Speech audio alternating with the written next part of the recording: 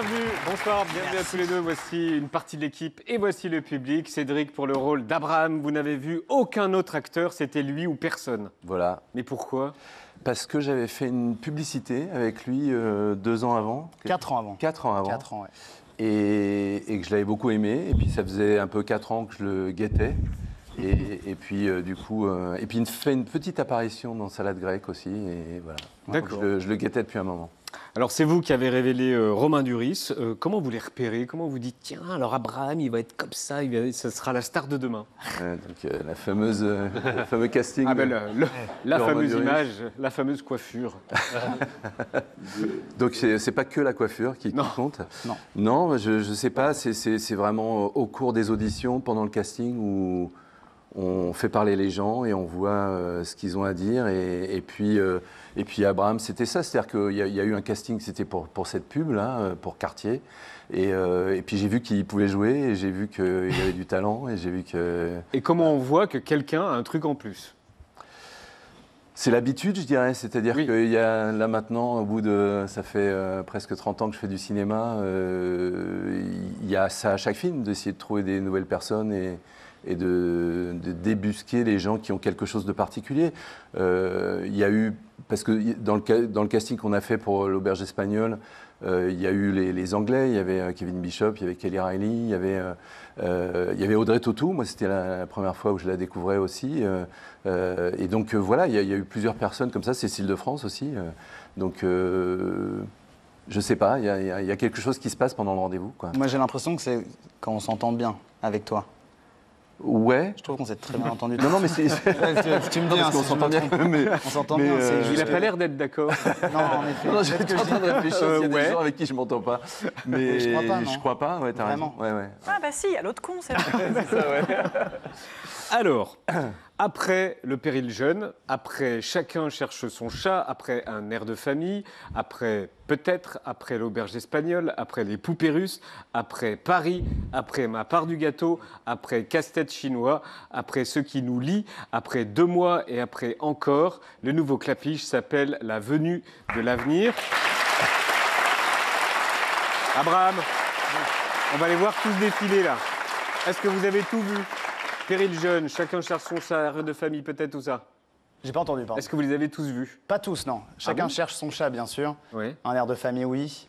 Le péril jeune, les premiers. Mais il y en a d'autres que j'ai à découvrir encore, vraiment, toujours. Il y en a tellement. C'est quoi le point commun entre tous les films en fait ? Si je dis la jeunesse, j'ai Je crois tort ou pas. pas ? Non. Non, j'ai l'impression que c'est le rapport de Il y a beaucoup de l'individu jeunesse, au quand même. groupe. Il y a beaucoup de jeunesse, Ah oui, le groupe. mais pas que, comme dirait Cécile de France dans le film. Non, c'est beaucoup des histoires de groupe. Il y a Paris aussi, souvent. Il y Pas a toujours, Paris, mais Paris. mais par exemple, Un air de famille ou Ma part du gâteau, il y a pas. Il y a souvent l'histoire de jeunes qui deviennent adultes, comme dans Le péril jeune ou l'Auberge espagnole, mais j'ai pas l'impression que ce soit ça le point commun en tout cas. Alors le film est présenté à Cannes en sélection officielle hors compétition. Il sort le même jour. Ce sera la grande montée des marches de 19h. Ça représente quoi, Abraham ? La montée des marches, Cannes, tout, c'est exceptionnel. Ça représente le plus beau du cinéma dans le monde. Et... Vous flippez ou pas ? Ben oui, bien sûr. Et c'est la première fois qu'il fait une télévision. C'est mon Quoi, premier aujourd'hui ? plateau. Ouais. Aujourd'hui, ici même.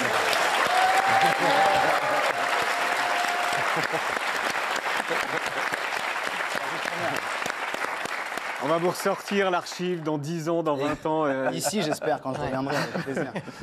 Non, c'est énorme. Oui, non, je ne suis pas vraiment stressé, parce que j'y suis déjà allé à Cannes, mais jamais en Mais ça se passait comment ? mal. Ça se Vous êtes passait recalé mal. partout ? Exactement, on se Ah faisait oui recaler de partout. J'ai pas vu un film. C'était il y a 8 ans, ça. Et après, je suis retourné il y a 1 an Vous avec... dormiez où ? Je dormais dans un Airbnb. Je crois que ça existait déjà. Donc zéro film, Airbnb, une fête ? Une, oui. Une seule. 2 À la Villa Schweppes. Quelque chose comme ça. Et après, on n'a rien vu d'autre. On s'était tous engueulés, ça s'était très mal passé. Et j'y suis retourné l'année dernière dans le cadre des Talents Canadami. On a Ouais. présenté des courts-métrages. On dormait où ?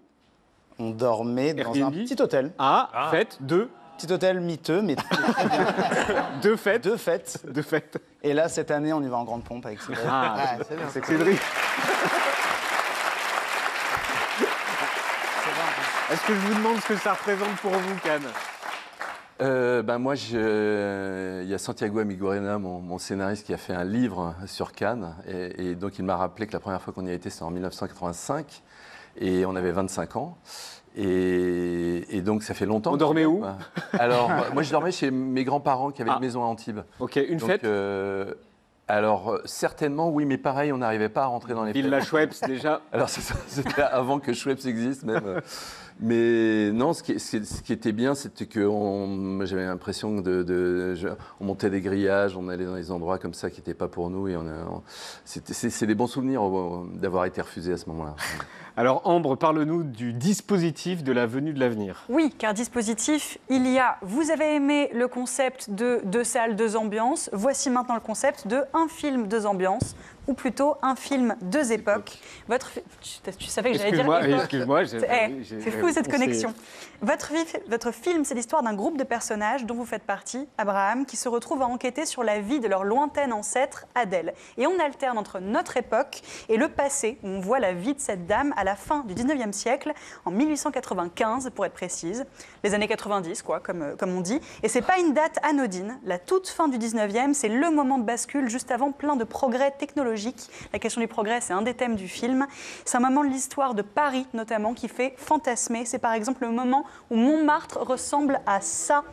Ça paraît dingue aujourd'hui et vous le reconstituez dans le film. Vos personnages se baladent dans des champs qu'était Montmartre à l'époque. Le film se passe dans cette période où les artistes sans le sou affluent dans les chambres à louer et les cabarets de Montmartre, comme lui, qui s'appelle le Lapin Agile et qui existe encore. Vous, dans le film, le vôtre s'appelle le Rat Mort, ça fait envie. Cette époque qu'on a appelée la Bohème, elle fascine depuis. C'est elle qui a filmé Baz Luhrmann dans Moulin Rouge et c'est bien sûr celle qu'a chanté Charles Aznavour. Et si l'humble garni qui nous servait de nid ne payait pas de mine, c'est là qu'on s'est connus, moi qui criais famine et toi qui posais nu. Ces paroles-là, elles pourraient être dites telles quelles au personnage d'Adèle dans le film qu'on voit ici, en train de poser nu. Mais plus encore que de juste raconter un moment de l'histoire, vous racontez un moment de l'histoire de l'art. Le film revient sur la naissance de l'impressionnisme. Vous filmez, inventez et romantisez le moment précis où a été peint ce tableau, Impression Soleil Levant de Claude Monet, qu'on considère comme le premier tableau impressionniste. Il joue un rôle clé dans le film. On dit que l'impressionnisme est né lors de 7 expos à Paris où Monet, Renoir ou Berthe Morisot ont exposé des toiles qui ont choqué les critiques. Vous recréez ce salon dans le film. Pour les passionnés d'art, c'est comme recréer Woodstock. Et le film contient des clins d'œil à de vrais artistes. On y rencontre par exemple le photographe Félix Nadar, qui a photographié les plus grands en son temps. On a tous déjà vu ces photos, ne serait-ce qu'en cours au lycée. Ces photos de Victor Hugo, de Baudelaire ou d'Alexandre Dumas. Bref, il y a des trucs qui vont vraiment faire très plaisir aux nerds d'histoire. Et ça, c'est une bonne chose, parce qu'ils n'ont pas toujours l'occasion de briller. Et là, au moins, exactement comme tu sais, ceux qui sortent des films d'action en disant « moi, j'ai deviné la fin dès le début », bah là, ils pourront sortir de ciné en disant « moi, j'ai tellement cramé que c'était Pissarro ». Genre, tout de suite, c'était évident. Et c'est un peu con ce que je vais dire, mais en sortant du film... Jamais con ce que Si, tu je vas te dire. jure, ça m'arrive. En tout cas, c'est naïf ce que je vais dire, mais je l'ai pensé. En sortant du film, on regarde les lieux autour de nous d'une autre manière. Ça donne envie d'aller manger une crêpe un à peu Montmartre. con, ouais. C'est débile. Je me suis dit en voyant le film, Non, je rigole. ça donne envie rigole, d'aller évidemment. manger une crêpe à Montmartre et d'appeler sa grand-mère.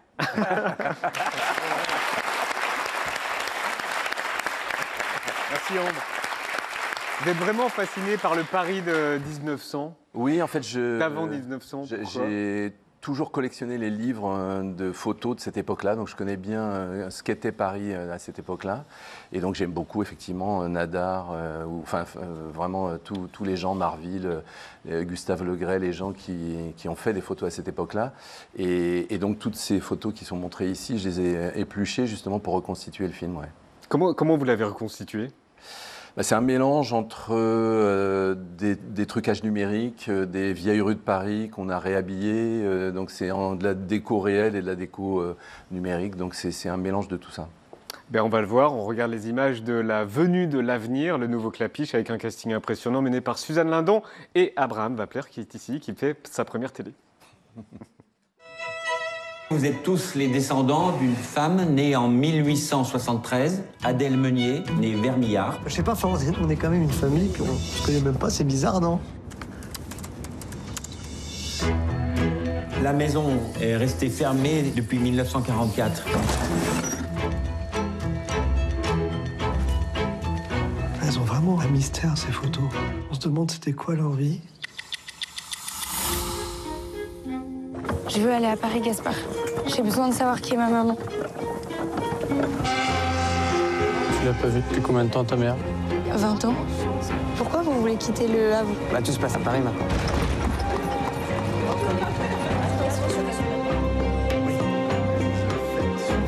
Mais ça fait pas trop cliché, genre vieux Paris ici? Écoute, Paris, c'est Paris. Hein. C'est vieux, c'est cliché, mais... Je regarde pas comme ça.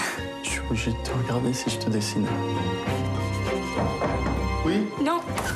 Quoi? je crois que j'ai trouvé un trésor. C'est-à-dire À bientôt, Gaspard. Gaspard. Gaspard. Gaspard.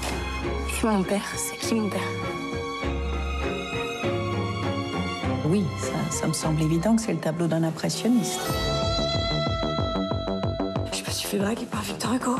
J'ai un peu l'impression de découvrir ma famille. Une vraie famille.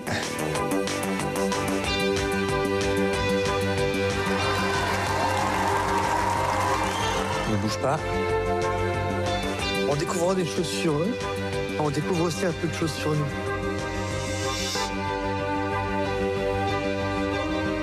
Vous faites quoi? On se réveille?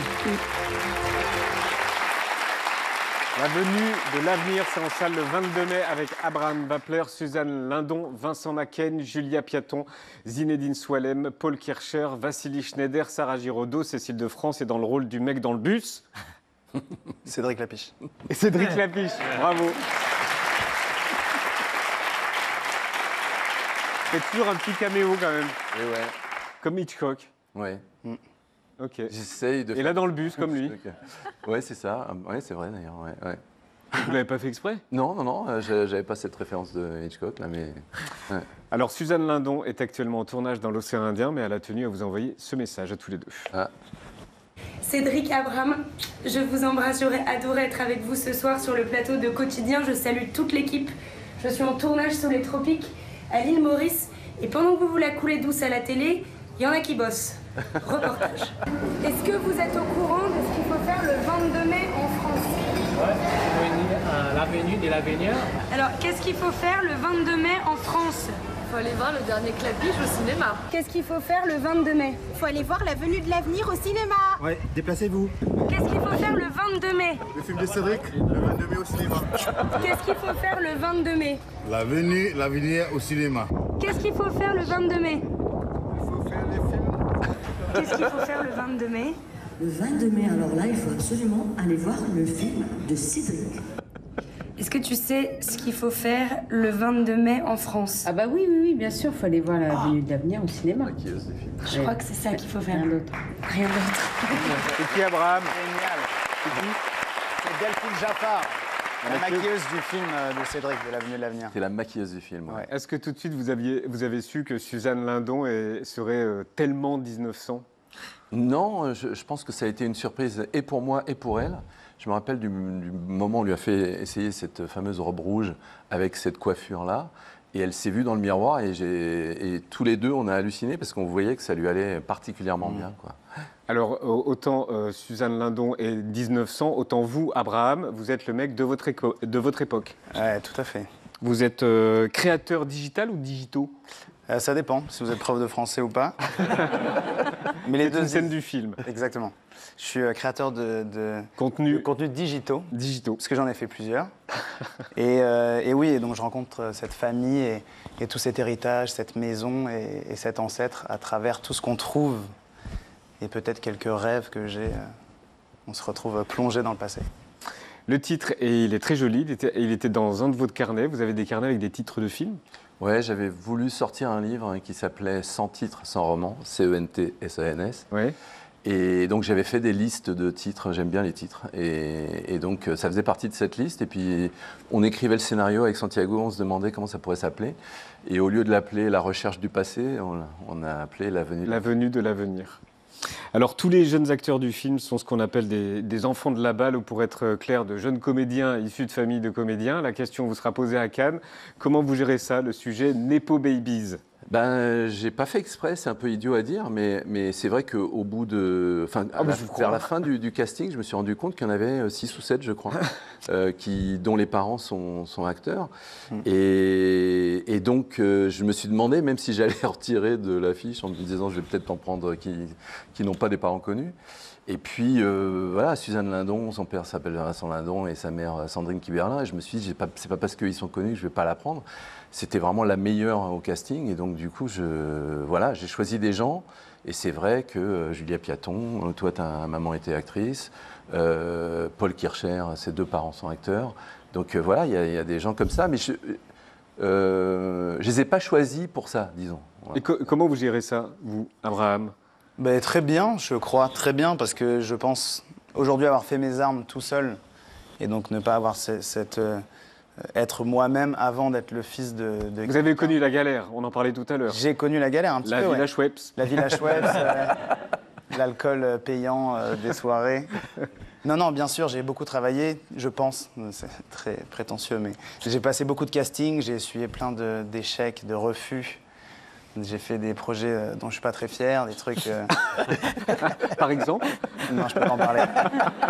Je ne peux pas vous le dire. Mais oui, aujourd'hui, je le vis très bien. Et vous, très bien, elle serait fière de vous, en tout cas, Abraham. Et Merci beaucoup. on va revenir à Cannes. On peut parler de Tom Cruise. Tom Cruise était au Festival de Cannes et je crois que vous l'aimez beaucoup dans tous ses films, et notamment un film qu'il a tourné quand il avait votre âge, et surtout cette scène cultissime.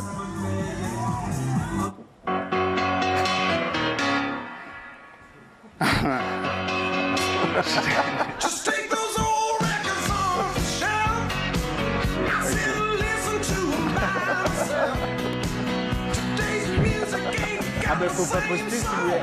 Oui, c'est vrai, On s'est dit, c'est sa première télé, on va lui diffuser ça. Comme ça, en cible, quoi.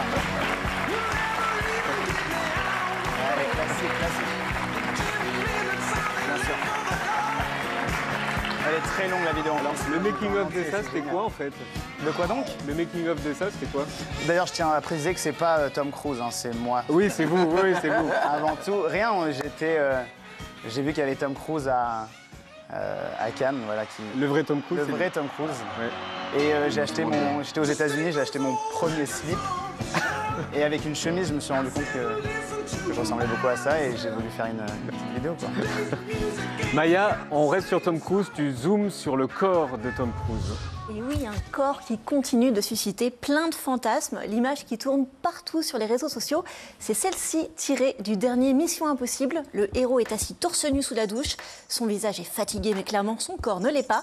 Le contraste est saisissant. À 62 ans, l'acteur se permet non pas une, mais 2 scènes sans t-shirt. Et évidemment, tout le monde se demande comment il fait pour rester gaulé comme un dieu grec.